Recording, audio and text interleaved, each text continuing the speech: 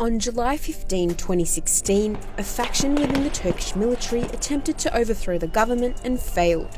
Here's what happened. At 10 p.m, things just didn't seem right in Istanbul and Ankara. People began to notice the sounds of jets and gunfire. Fighter jets were seen flying low. Soldiers blocked roads and bridges with tanks, preventing access to vehicles. People realised something was up. Soon after, military helicopters and jets began firing on people and targeting state buildings. Several government headquarters were bombed or raided by pushists, including media outlets which were forced off air. Everyone was impatiently anticipating an official statement by the government on what was happening. At about 11:30 p.m, the Turkish PM at the time, Binali Yildirim, announced a certain group within the military was attempting to overthrow the government. Bu kalkışmayı yapanlar, bu çılgınlığı yapanlar, bu kanunsuz eylemin içerisinde olanlar da en ağır şekilde bedelini ödeyecek. Ve asla bu gibi kalkışmalara pabuç bırakmayacağız. He called the attempt illegal and said those involved would be gravely punished. Meanwhile, the Turkish armed forces announced it didn't support the coup. At 12:13 a.m, pushists then used the country's public broadcaster TRT to announce martial law and a curfew, saying the political administration has lost all legitimacy and has been forced to withdraw.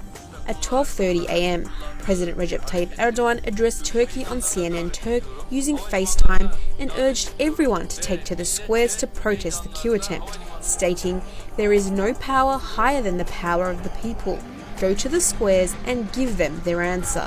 Throughout the night, the Selah was repeatedly called from mosques, encouraging people to gather and resist the coup. Selah prayers are traditionally recited on Fridays and during funerals, but are also used to rally people. Turks across the country flocked to the streets and squares in defiance, and the pushist attacks only intensified.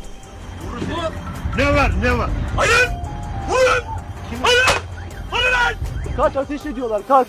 Pushists were now opening fire on demonstrators, running them over with tanks, and jets repeatedly bombed the Turkish parliament while lawmakers were inside. But despite the pushers' hostility, protesters were adamant on resisting and spent the night demonstrating. At 3:20 a.m, Erdogan finally lands in Istanbul.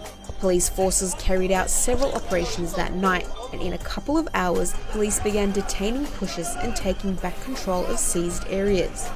The attempted coup was orchestrated by a terror group called FETÖ, whose leader is US-based Fethullah Gülen.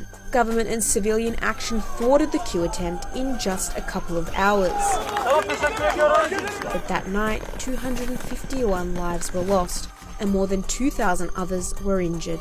The coup attempt was successfully resisted. Turks from all walks of life in the hundreds of thousands took to the squares to celebrate their democratic victory, each night for weeks on end.